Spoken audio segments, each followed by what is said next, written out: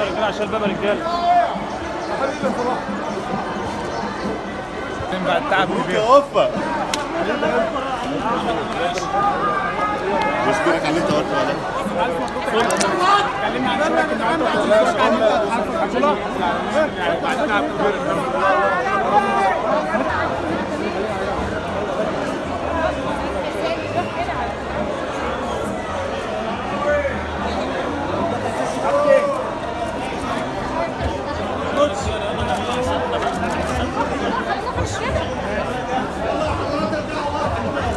ارجع لورا يا كابتن. الف مبروك يا بطل. كابتن ما تخشش عليهم عشان نعرف نشتغل. ما بتشتغلش يلا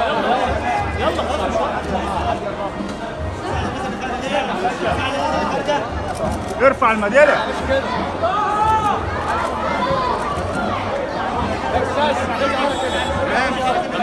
استنى هنا واستنى هنا. رائع. هي دي. عديني يا غالية. عديني بعد كده. يلا يا ريس يلا يا ريس. يلا بينا. احلى مامي.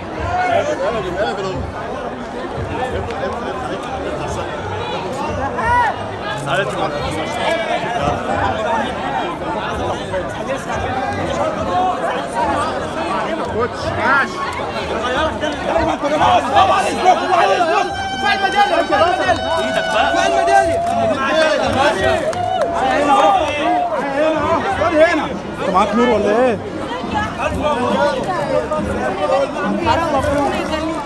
شايف الاستقبال ازاي؟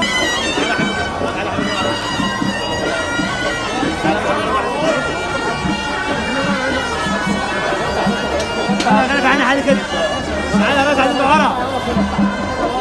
خش يا باشا